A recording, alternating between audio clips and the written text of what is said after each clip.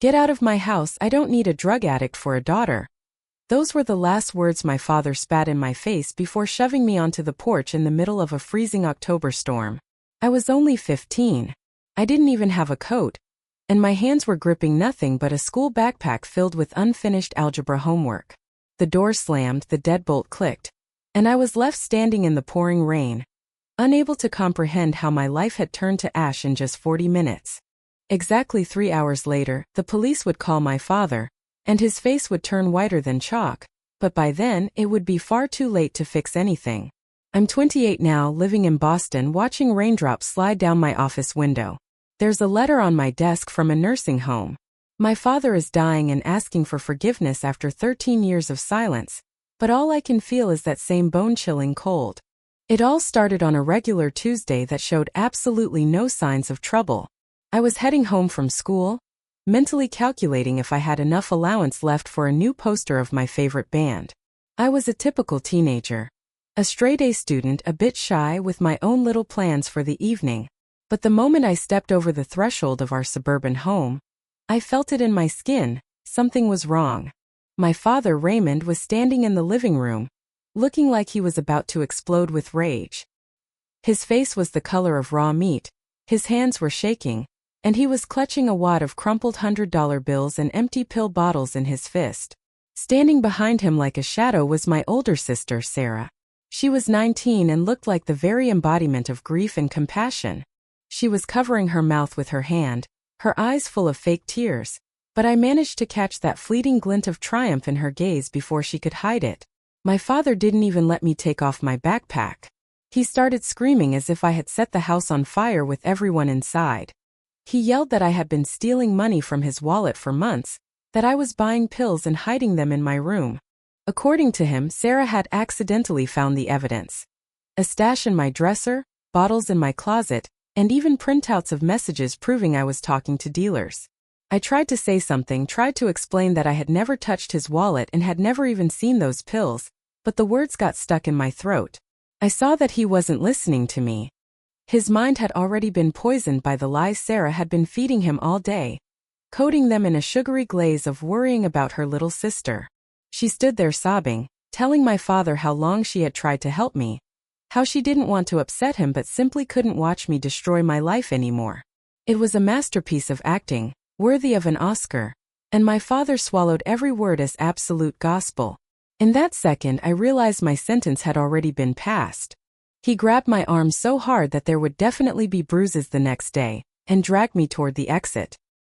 He picked up my backpack, which I had dropped in shock, and flung it at my chest with such force that I stumbled backward, right out the open door. A thunderstorm was already raging outside. The temperature had dropped 10 degrees since morning, and the sky looked like ink. "Get out," he repeated, looking me straight in the eyes with a hatred as if I were a complete stranger. "And don't come back until you're normal." The door slammed shut. I stood on the porch, soaked to the bone within the first 30 seconds, and waited. I waited for the door to open, for someone to come out and say it was just a stupid mistake, a cruel joke. But the lights in the house went out, and I was left alone in the dark, realizing that at 15 years old, I had just become homeless. I didn't have my phone with me, it was charging in my room, where I was forbidden to go. I had no jacket, no money, just stupid textbooks and a half-eaten granola bar in my bag. In 2011 you could still find payphones, but what teenager has coins in their pockets? I started walking on autopilot. My body chose the only direction that felt safe, my grandmother Dorothy's house. The problem was that it was 7 miles away along a busy highway. On a normal day that's a nice walk, but at night, under freezing rain in sneakers and a light hoodie, that distance felt infinite. I walked along the shoulder, cars racing past and splashing me with dirty water, and not a single one slowed down. I was just a shadow on the road, a piece of trash that no one wanted to notice. After an hour and a half I stopped feeling my fingers, and my teeth were chattering so hard I thought they might shatter.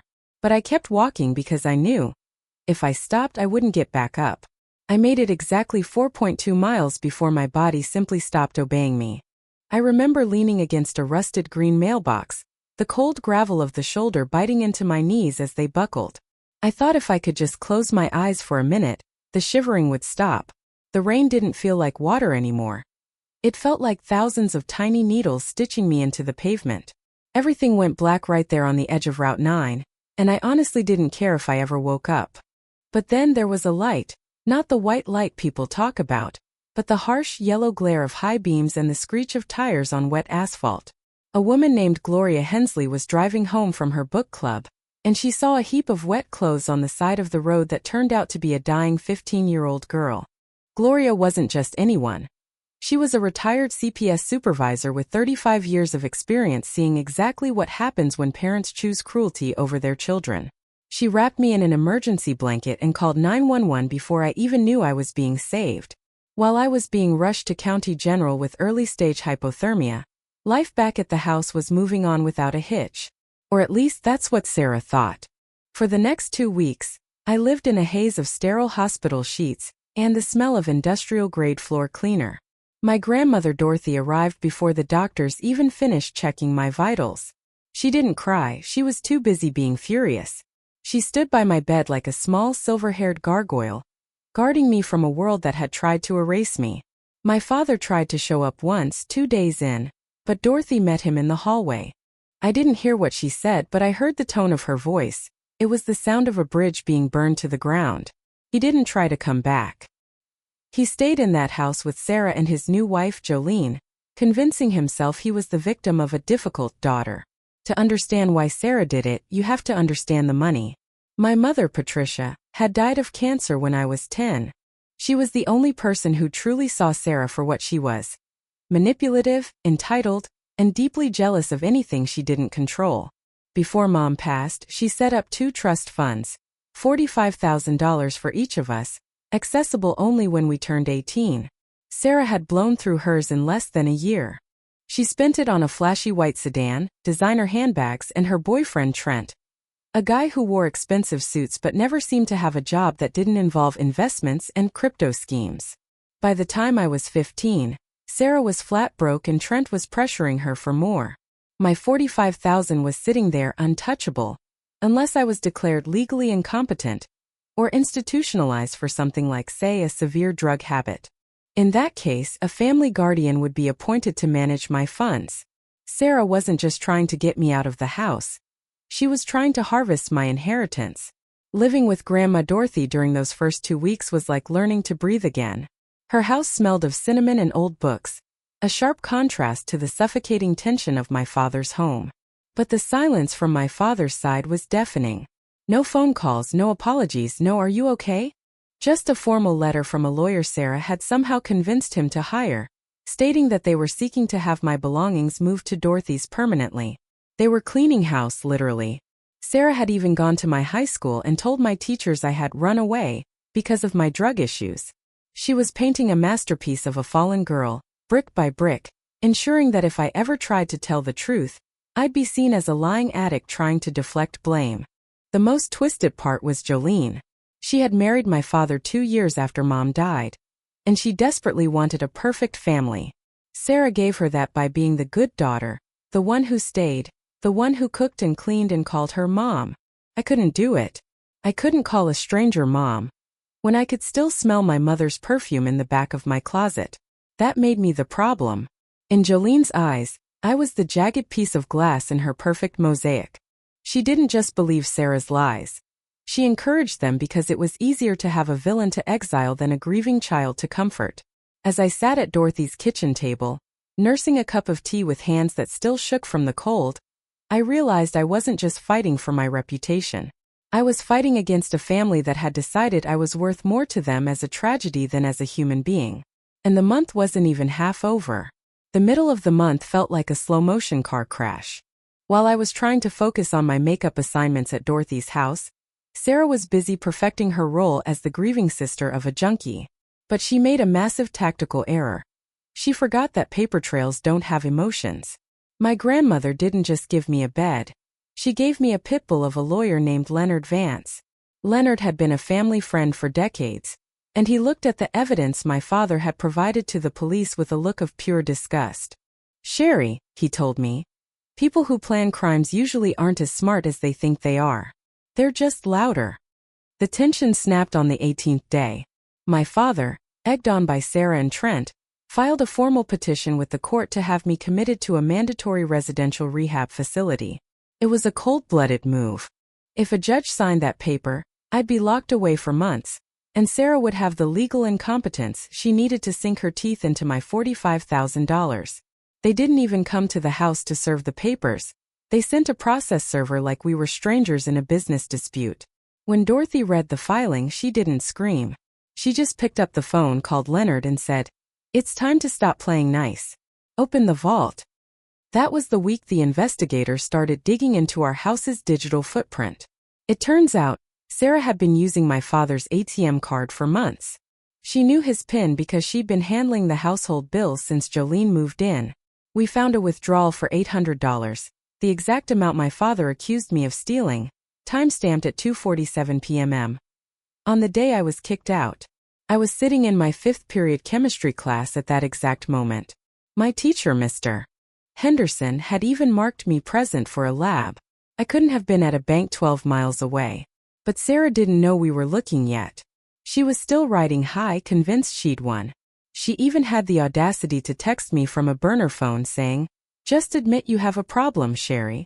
If you confess, maybe Dad will let you come home. Otherwise, you're going to the state ward."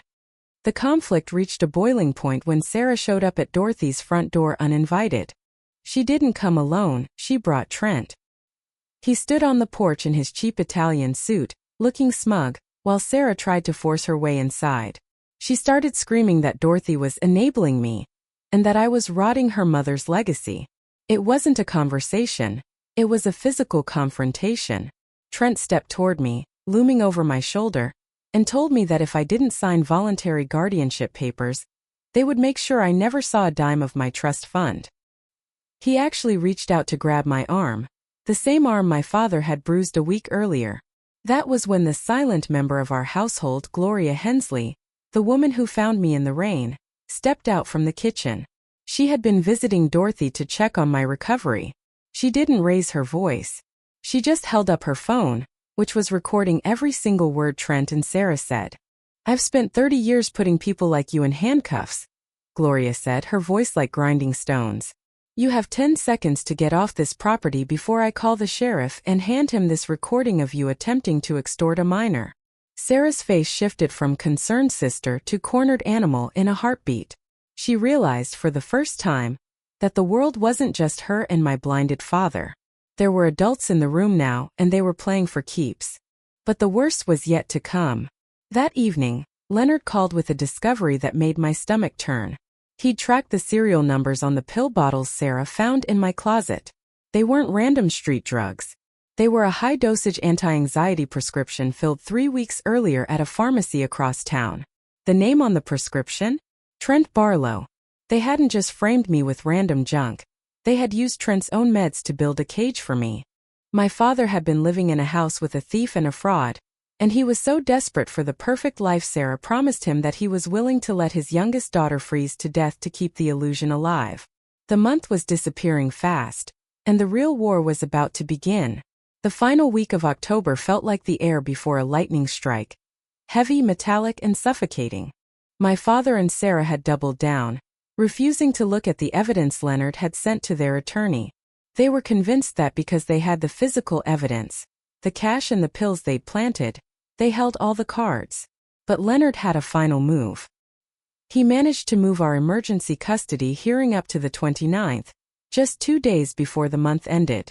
I spent those nights at Dorothy's house jumping at every shadow, terrified that Trent would come back or that my father would show up to drag me away.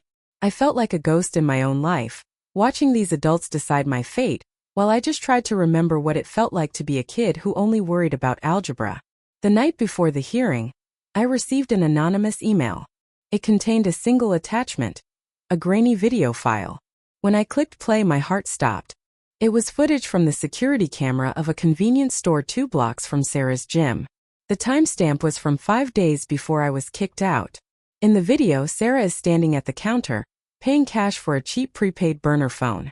She's smiling, chatting with the clerk, looking like she's just buying a pack of gum. Then the camera catches her walking out to the parking lot and getting into her white sedan, the one with the dented bumper. Sitting in the passenger seat, clear as day, is my father's wife, Jolene. That was the moment the floor dropped out from under me. I had spent the last 3 weeks thinking Jolene was just a passive bystander, a woman who stayed silent while bad things happened. But there she was, helping Sarah by the very phone used to send the fake dealer text to my father's cell. It wasn't just Sarah's plan. It was a conspiracy. Jolene didn't just want a perfect family. She wanted me gone so she could be the only woman in the house, and she was willing to help Sarah ruin a 15-year-old's life to get it. I realized then that I wasn't just fighting a lie. I was fighting an entire household that had agreed I was disposable. I showed the video to Dorothy, and for the first time in my life I saw my grandmother look truly afraid. "They aren't just greedy, Sherry," she whispered. "They're heartless." The morning of the hearing, the courthouse felt like a tomb. My father sat on one side of the aisle, looking haggard and gray, flanked by Sarah and Jolene. Sarah wore a modest black dress, looking like she was attending a funeral, her eyes downcast in a perfect imitation of a heartbroken sister. When I walked in with Dorothy and Leonard, my father wouldn't even meet my gaze. He looked at the floor, his jaw set, still clinging to the pride that had forced him to throw his daughter into a storm. He truly believed he was the righteous parent protecting his home from a sick child. He had no idea that the 2 women sitting next to him were the ones who had set the fire. The moral dilemma hit me as I sat there, watching the judge look over the filings. Leonard leaned in and whispered that we had enough to not only win custody but to have Sarah and Jolene arrested for fraud and child endangerment. "If we push this button, Sherry, your father loses everything," Leonard said. "He'll be alone, his marriage will end in a jail cell, and he'll be the laughingstock of the town. Do you want to destroy him, or do you just want to be free?" I looked at my father, this man who had held me when I was a baby, who had promised my dying mother he'd take care of us. He was a fool, a coward, and a failure. But seeing him there, so easily manipulated by the people he trusted, I felt a sickening wave of pity. If I told the whole truth, I would win, but I would be the one to finally shatter what was left of our family. The judge looked up, her eyes sharp behind her spectacles. "Ms. Walls," she said, looking directly at me, "before we review the digital evidence, do you have anything you wish to say to this court?" The room went silent. I could hear Sarah's shallow breathing. I had the video in my pocket. I had the bank records. I had the power to end them all. I stood up, my legs feeling like lead, and looked at my father. For a split second, I saw a flicker of the man who used to make me pancakes on Saturdays, but it was buried under layers of stubbornness and the poison Sarah had fed him. I didn't reach for the video. I didn't scream. I just spoke. "Dad," I said, my voice cracking but holding steady. "I was in chemistry class when that money was stolen. I was walking 7 miles in a storm while you were watching TV. I don't want your money, and I don't want to see you in court again. I just want you to know that the people sitting next to you are the ones who turned out the lights." I handed the envelope of evidence, the bank photos, the pharmacy records, and the still shots from the burner phone purchase, directly to the judge, not to the lawyers. I didn't hold back. Judge Morrison spent 10 minutes in absolute silence, flipping through the pages. The atmosphere in the room shifted from heavy to electric. Sarah started fidgeting with her hem, her devastated sister mask finally cracking. When the judge reached the photos of Jolene at the convenience store, she looked over her glasses with a cold, terrifying precision. "Mr. Walls," the judge said, her voice echoing like a gavel, "you didn't just fail as a father. You allowed your home to become a breeding ground for a criminal conspiracy against a child." The resolution was swift and brutal. The judge granted permanent, full custody to my grandmother Dorothy on the spot. My father was ordered to pay maximum child support, and was stripped of any oversight regarding my trust fund. But the real explosion happened outside the courtroom. As the reality of the evidence set in, the police, who had been briefed by Leonard and Gloria, stopped Sarah and Jolene in the hallway. Sarah was charged with felony fraud, theft, and filing a false police report. Because she had used a burner phone to cross state lines with her messages, it even caught the interest of the DA. Jolene was named as an accomplice. My father stood in the middle of the corridor, watching his wife and eldest daughter being read their rights, looking like a man who had just realized he'd been sleeping in a nest of vipers. He tried to walk toward me, his hand outstretched, But Dorothy stepped in his path like a wall of iron. "You threw her into the rain, Raymond," she said. "Don't you dare try to come into her sunshine now." The month ended with a quietness that felt strange after so much noise. Sarah avoided jail time through a plea deal, but she ended up with a felony record that would haunt her for the rest of her life. No more high-end jobs, no more golden child status. She's currently working night shifts at a warehouse and hasn't spoken to me in over a decade. Jolene left my father 6 weeks after the hearing, taking half of what he had left before moving to Florida. My father ended up alone in that big, empty house, eventually selling it to pay for his legal fees and the restitution he owed for the money Sarah stole. 13 years later, I am sitting in my home in Boston, the letter from his nursing home still resting on my lap. I did eventually go to see him before he passed. He was a shell of a man, broken by a stroke and the weight of his own regrets. He apologized until he ran out of breath, crying about that October night. I told him I forgave him, but I didn't tell him I loved him. You can forgive a person for being a fool, but you can't always find the love that they threw away in the rain. I realize now that some storms don't come to clear the path. They come to show you who is willing to stand in the rain with you. I lost a father and a sister that month, but I found a life built on truth instead of a perfect lie.